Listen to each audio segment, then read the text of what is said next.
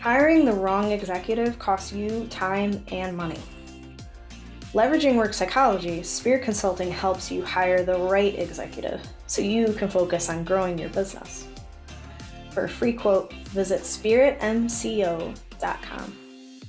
Enjoy the show. Welcome back to the Tips for Team Building podcast, where our mission is to inspire and propel others along in their leadership journeys. I'm your host, Jaden Smith, and so excited to welcome Alden Mills to the show today. Alden, thanks so much for taking the time. For those who don't know you, we always start with a bit of a softball. Could you share with us, who are you? Well, first of all, Jaden, it's great to be here. I love what this podcast does. And the whole tips for team building, I guess you could just say that's who I am. Well, you see, I'm really a servant at heart who has learned to serve in lots of different environments, from serving as a team captain in rowing at the Naval Academy, to being a 3-time Navy SEAL platoon commander, to being involved in multiple charity community action groups, and starting several businesses as a CEO. And of course, my most important servant is as a father of 4 highly energetic boys. So at the end of the day, I'm multifaceted, have done lots of different things, but I really bring it back to a mission on serving. I love that. And so, Alden, what you mentioned having four boys, very high energy, and obviously you've been very busy as a CEO, entrepreneur, and as a leader in various organizations. And I think that we have a lot of leaders in in the audience who have maybe struggled, or maybe they do struggle, or have just had to be like very intentional, balancing kind of the work and the family. What type of advice do you have for the audience around finding time for all of those different hats you wear? Well, let me first offer a little bit of condolences to every leader out there who is struggling. If you're not struggling, I'd be worried about you, right? First of all, we're all human. We are imperfect, and we are built to be imperfect. We need each other.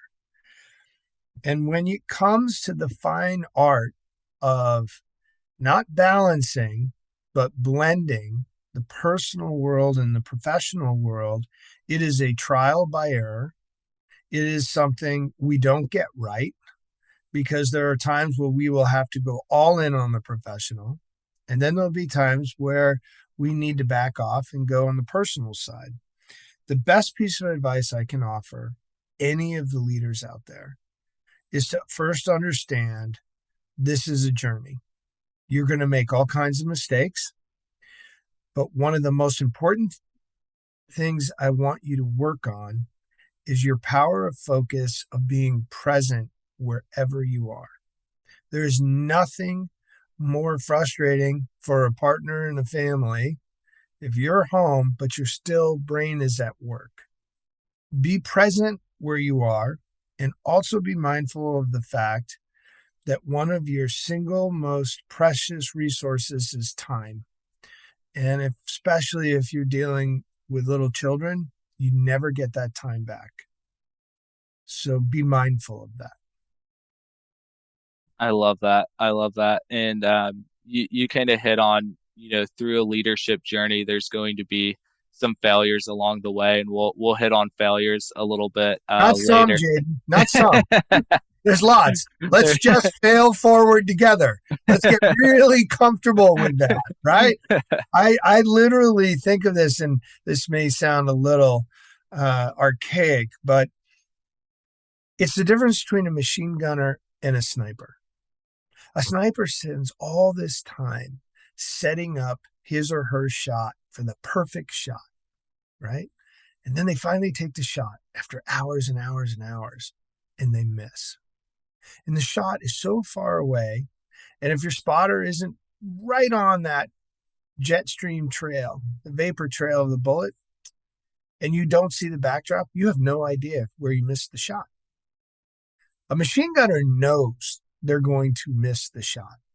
So they shoot in front of the target, and then they walk the bullets in on target. That's what leaders do. Leaders know, hey, I'm not going to get it perfect, but I'm going to keep trying. I'm going to keep trying and reduce the failure box little by little by little. And then when I get on the target, no, the target's going to keep moving. So I've got to keep moving with it.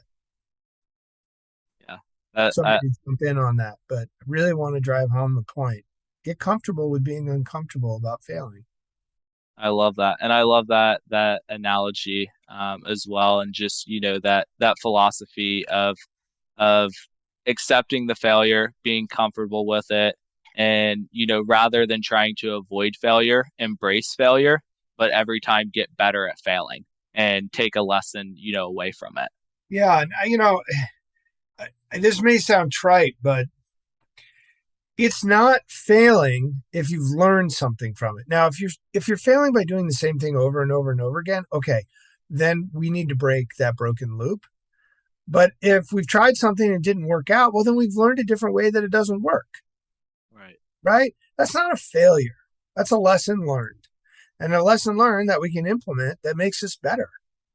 And if we have lesson learned every day, and imagine if we just got a little bit better every day. Just a little bit, itty bitty little bit, like less than 1%. Imagine what that would be like with compound interest. It's insane, right? Absolutely. So Alden, you've obviously been super, successful in your career, and you kind of shared some of the various titles that you've held as, a CEO, an entrepreneur, a best-selling author, a leader within the Navy SEALs, now, a sought-after speaker as well. Can you share with us a little bit more about kind of your leadership journey and how you've gotten into the position that you're in today? Every leadership journey, and when I've made the mistake, you learn from it pretty quickly. I have really been seeking to find a passion and a purpose. I think of it like two oars on a boat. And when you're in a boat by yourself, your own little boat, your own leadership boat, you have a port oar and a starboard oar. If you have both of those, then we have the opportunity to pull together on both and go forward. One oar is purpose. The other oar is passion.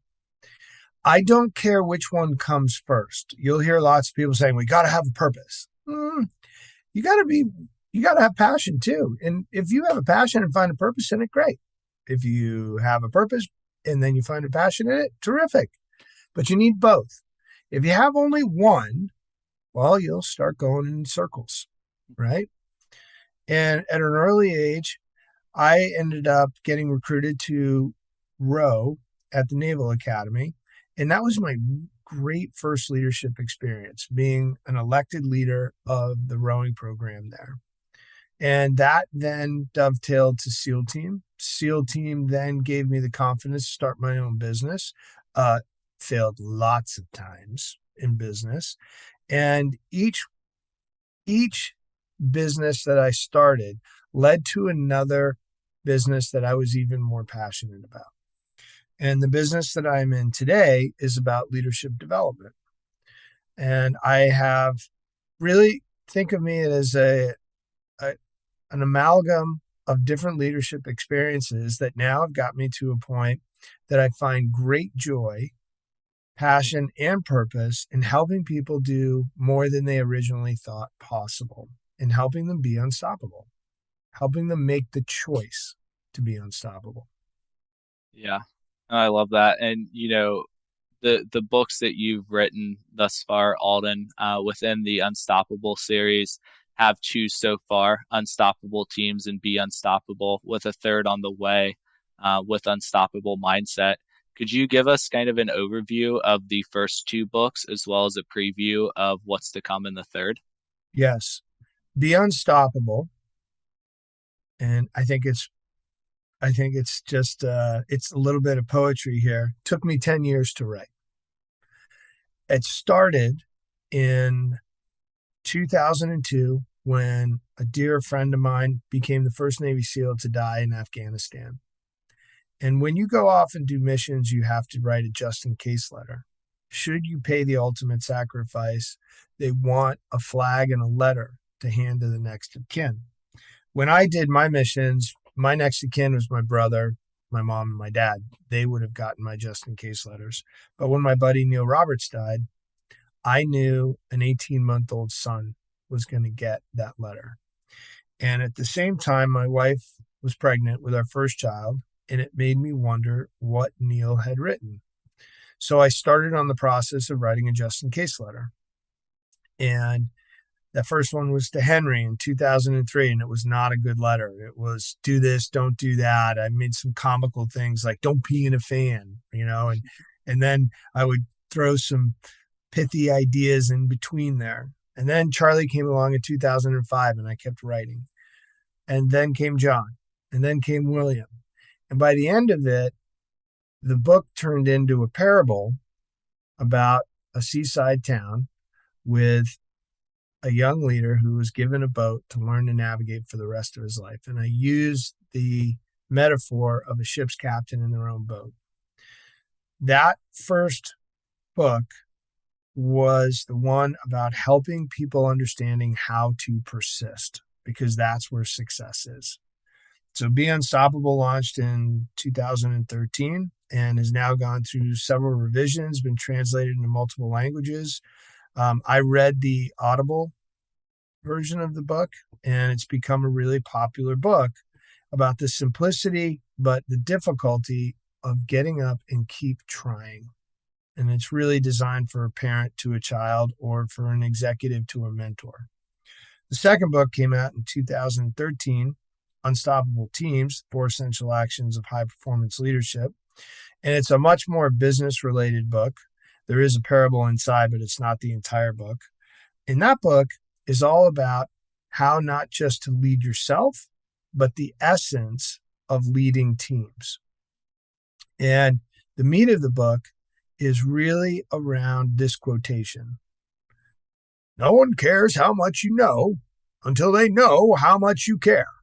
Teddy Roosevelt, about 100 years ago. Leading is about caring, and caring is about serving. So I've turned the acronym CARE, I've made an acronym out of CARE, and talk about the different key components to learning how to care. And the future book is called Unstoppable Mindset, and that's really focused on all the different things we can control to help us be successful in whatever direction we decide to go. I love that. And definitely, I will admit those have not, made it to my bookshelf yet, but they are now in my Amazon cart. So we'll be adding those, listening to those, reading those, and definitely just hearing the the overview, and had done some research prior to our conversation, Alden. Definitely sound like engaging books about leadership, without, like, while having kind of the parable and having different pieces and components in there that make it engaging, versus just your standard like textbook. Right. So absolutely love that, and look forward to reading those. So thank you for sharing.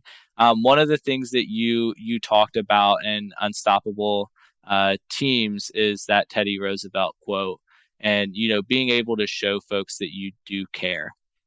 So would love to hear more about your philosophy or approach as to how you build relationships as a leader. I get deeply curious about the individual, first and foremost. The second piece of the curiosity is learning how to communicate with them. And the learning how to communicate with them means listening to understand. I've built out different acronyms over the years to help me remember, and especially when I'm out coaching other executives or speaking to other organizations. And one of them is called Listen. And it's 6 actions of what I call high performance listening. And I've really worked on my listening skills. You see, there's 3 ways to listen. We can listen to win, We know what that's like, right? People looking for just enough information so they can spin it to use it against that person to say, see, I'm smarter than you. It's my way, not your way.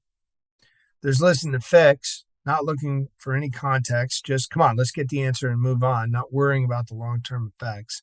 And then there's listening to understand. And if you add curiosity with listening to understand, the first thing you get to do is really get a sense of who that person is and what they may or may not be interested in and how they may or may not respond to different things. And then once you've done that, it's about being consistent. When people in the beginning are looking at us, like you and me, the first 10 seconds that we met, you're looking at me, I'm looking at you, and I'm trying to decide, can I trust this person? What's interesting about this person, right? We show up with a judgment, right or wrong, but it's a judgment. And really good listeners suspend their judgment. That's the S of listen, by the way. It's a really hard thing to do. To suspend the judgment and let's just listen and assume what they're saying is correct. And when you can get there, you can start to bring some empathy to whatever the conversation is. Add in that consistency, and now you'll start to not just develop a relationship, but you'll develop the glue that all relationships need, and that's trust. Love that. I love that. So earlier, Alden, when you were talking about the, we talked about kind of the balancing or the blending of, the personal and professional life. And, oftentimes you hear like a couple different approaches on leadership and building relationships with, teammates, colleagues, etc. And like two different approaches of like, work is work, personal and personal, and like kind of this great wall of China in between the two. Or you see where it's, and this is kind of the philosophy that I tend to sway more towards, is that realistically there's a chain link fence and there is a barrier, but a lot of things, flow between the two when the wind starts blowing, right? When thinking about your kind of approach to building relationships, how do you draw that line between personal and professional, lives, and or is that a concern of yours when looking to really, understand the people that you're working with? I like your idea of the chain link fence, by the way. That's a nice metaphor, Jaden. I think it's invaluable to make sure you understand the personal side of every person you're working with. If you don't, you are missing a huge opportunity of getting to know what really is passionate and purposeful about each of the folks you work with.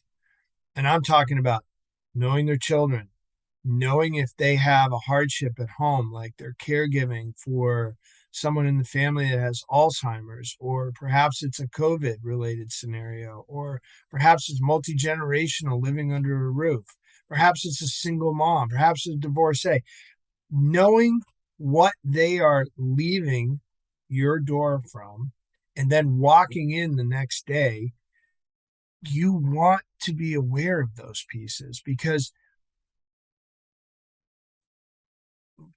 they'll probably, the waking hours of their day, let's just say it's a 50-50 split. It's not going to be accurate, but just go with me on a 50-50. 50% of the time they're outside of work. Today's employees, I highly encourage you to think of as volunteers. They have opportunities to go different places, and they have decisions that they can make. And if you're not creating an environment that's a family feeling environment to them, where the culture is about caring for each other, where the culture is about having each other's back, how can you have somebody's back if you don't know their personal side? Now, I'm not asking for you to go out and play golf and go to all their kids' games and all of those pieces. We don't have enough time in the day to do that. But you could certainly celebrate it in the office when something great happens in their family, or rally around them when they need that. Have you been feeling unfulfilled? You want to be happy, but just continue to struggle. One of the best ways to experience joy is by caring for the homeless. A charity I've grown to love, River of Light, food rescues 1 million meals per year for the needy in Chicago. Imagine how that make you feel, knowing that you're helping feed children and veterans. To make a tax-deductible donation, visit riveroflightchicago.org. Again, riveroflightchicago.org. No one should go to bed hungry. I love that. I love that. And, really love kind of the thought of employees as volunteers, because I think that, some folks are, or some organizations are kind of in that mindset of, well, like they owe us, this is a great job, like, and not really investing in the culture and the development and, kind of that feel. And I think that post COVID, one of like I think you've just seen, and I think it's been kind of brewing up until that point, but especially as COVID hit, you saw this drastic turn where now the employees are in charge, from like a market perspective. And you're seeing kind of the companies who place value in culture and understanding and engagement. Those are the companies who are going to bounce back, and the ones who didn't are the companies who, are having to lay people off or having to go under or file bankruptcy or whatever it may be. Right. Those are the companies that are really struggling right now. Correct. You're absolutely correct. There's lots of examples of people who have grown during COVID. And I guarantee you, those that have grown, they've grown because they already knew who they were and what their core values are. And they looked at this as an opportunity to strengthen their core values, their mission, their vision. Yeah, absolutely. Absolutely. And so Alden, I'm sure that this philosophy around relationship building is a skill that's been built over time. And realistically, people is people. Some people are very open to building relationships, and other people are very closed off. Yeah. Can you share with us a time where you've struggled to build a relationship with a key stakeholder and how you were able to overcome that? I have struggled many times building relationships. I can give you examples, whether it's in a charity group, whether it's in a community action group. I can give you examples inside the different businesses that I've created. And typically, the reason I've struggled is that someone's made a judgment about me before they've ever met me.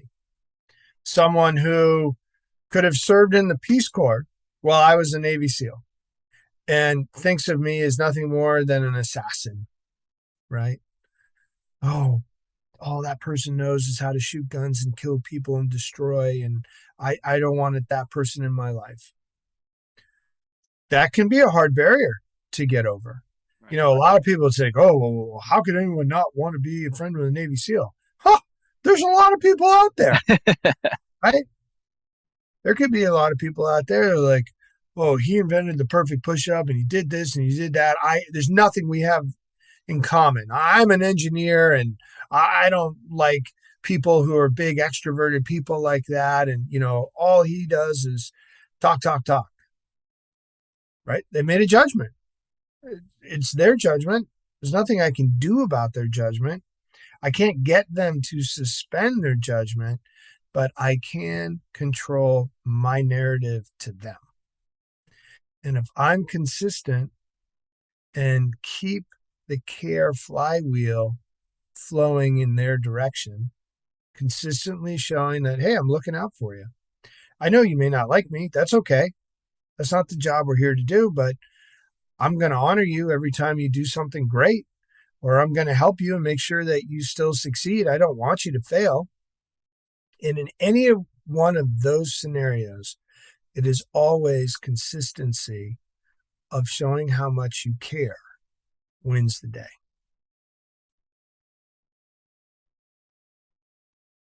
I love that. I think I mean, that's just such a powerful message because I think, going back to, the idea of persistency and, consistency and kind of intertwining them is that it's super easy, let's say in business, you keep trying, keep trying on a certain project or metric or whatever you're trying to hit, and you're not hitting it, and it's easy to feel that need potentially to like give up and try something new. And in the same way with relationships, it feels like if you're trying, it's easy to just be like, well, this is going nowhere. Right. But just controlling what you can control, controlling your mindset, being consistent, being persistent, and many times those will shift. They just might take more time than other relationships, but when you're consistent in it, I think that's just such a powerful message to share, because it's so easy to get discouraged when Sally doesn't like you as much as Bobby does, and you've been trying with Sally so hard to build that rapport. It is not, leading is not about being in a likability contest, right? At the end of the day, leading is about helping people come together to do something collectively that we couldn't otherwise do by ourselves. That's the whole point of leading in the first place. If we could all be Superman or Superwoman or Wonder Woman and do everything by ourselves, well, then we wouldn't need leaders, would we? But the fact of the matter is, we are flawed. We need each other. You have genius, Jaden, that I don't have. And I've got a couple of things that you don't have. But together, 1 + 1, we could be 3 or 4 or 5. And as long as the leader keeps that in perspective of like, okay, that's going to be my long-term project of just being comfortable being around each other. That's fine if you don't like me, but I want to make sure you're participating in this team and being helpful to the team. If the person's personality is not congruent with helping the overall team dynamics, then we have a different issue.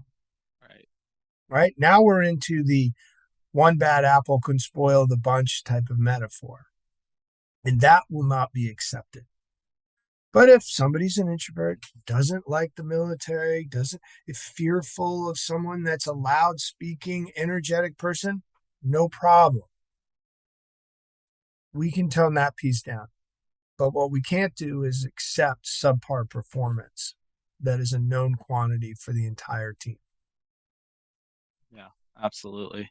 And when kind of thinking through leadership, and we touched on some of the books in the Unstoppable series, and have kind of highlighted this point of unstoppable leadership. So wondering if you could share a little bit more about the 3 levels of unstoppable leadership. For all the listeners out there, I'd like you to think of this beautiful little pond, crystal clear water. It's dead calm, just glass on top. And we drop a little pebble into the pond.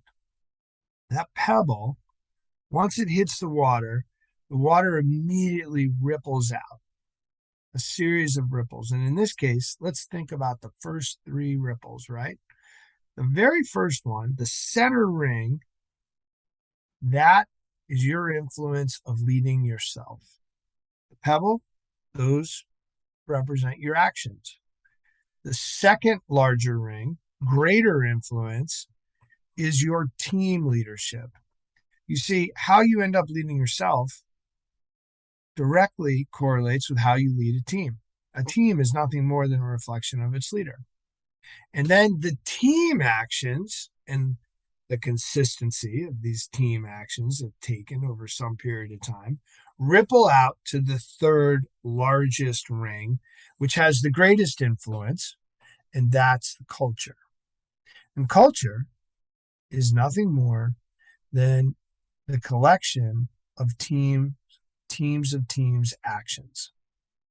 And I'm assuming in your organization, maybe you just have one team, but most of the time you probably have teams of teams. And that's the 3 levels of leadership. And when I talk about leading yourself, I'm really talking about how you lead your heart, your mind, and your gut. How you think, how you feel, your heart, and then the desires that you have from your gut.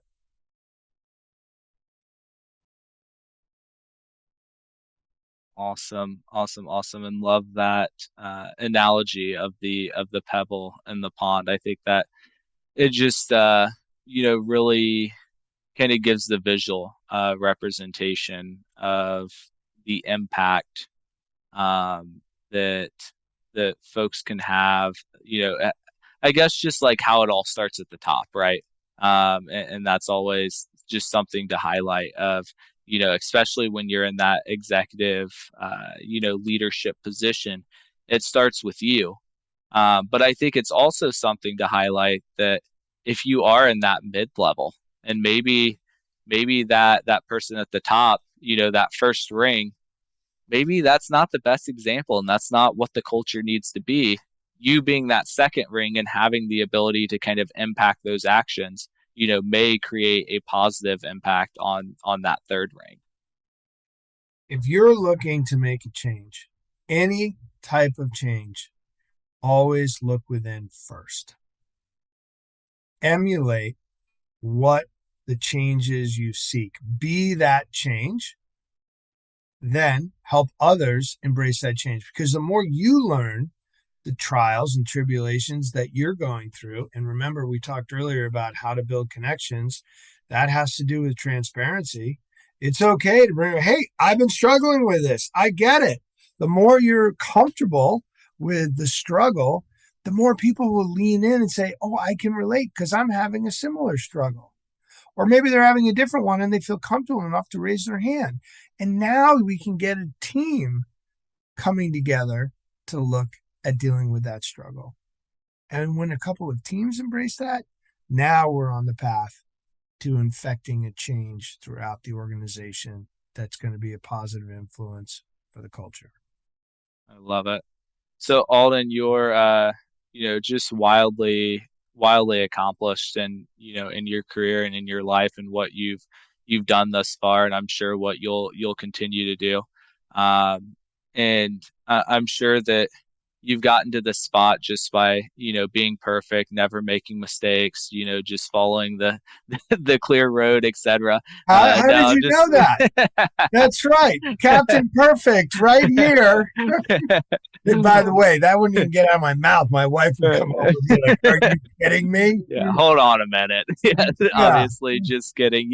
On our podcast, we really, obviously by having such accomplished leaders on the podcast, it's easy for those who maybe not at that level, to kind of think that like, hey, this person obviously has it all. There's no way I could get to that. So try and bring that like back down to earth by sharing about times that we've all failed along the way, to encourage the audience to embrace that failure, to help learn from it, to fail forward, as we talked about earlier, and look at it as not being a failure when you do learn from it. So could you share with us maybe the failure that most resonates or sticks with you, or helped you kind of learn the greatest lesson, and kind of what that lesson was that you were able to learn from it?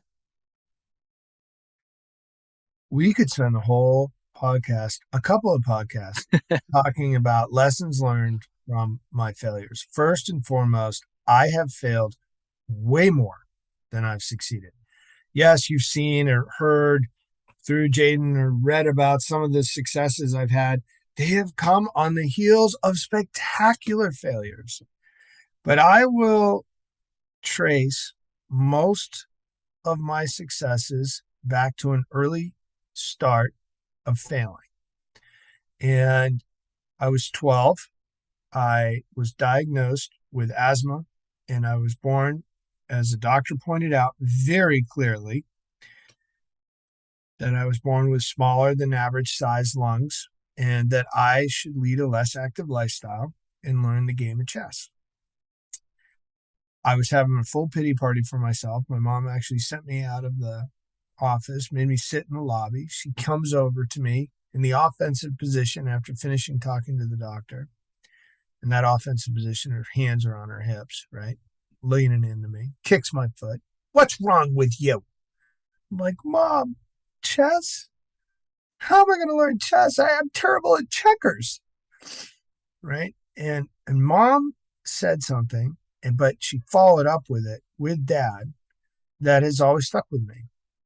And of course, first she had to dig her talons with these sharp fingernails that she had into my forearm and said, nobody defines what you can or can't do but you. Now I'll get you the medicine, but you have to decide what you can do. Okay, so where's the failure in that? Well, I decided I wanted to play basketball. I scored against my own team in basketball. So what if you scored? Go try another game. I tried lacrosse. I was a goalie. Real easy to score against yourself on that one. I was a defensive player, 4th string. That was the only string they had for me. I skated that puck right into my goalie, scored against that. I was a defensive player, fullback, for center, because I was the biggest kid. Scored against my own team in soccer. 4 different teams I scored against. But my parents, keep trying. And I find a sport where I could sit on my butt and go backwards for long periods of time, pulling an oar. I could do that. I like that.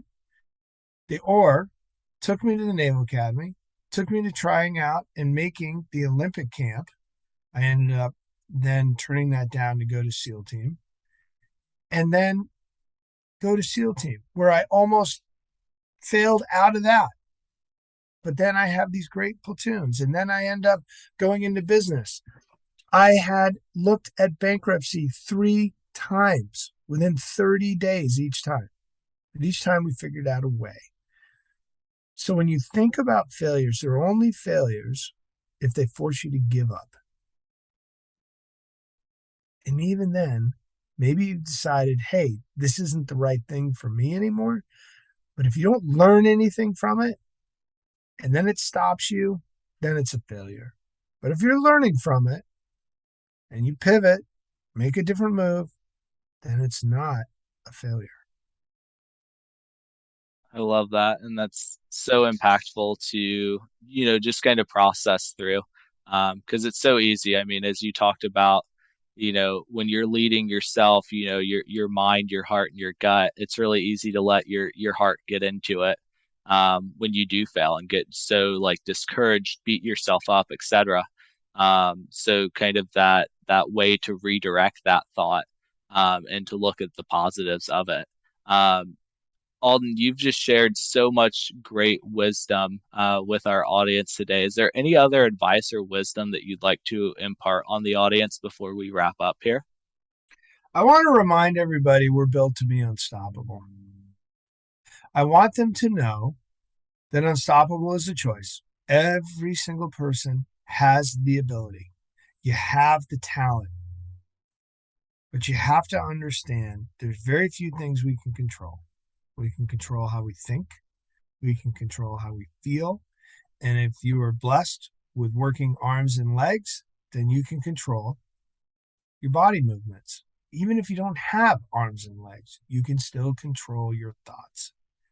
And when you get to that and realize that's enough, then the next thing you have to be thinking about is, where do I want to take my own vessel, right? Going back to the ship's metaphor. And that's where you've got to define that passion, put a purpose to it, and set sail across that horizon to your next goal. And no, it's not going to happen overnight.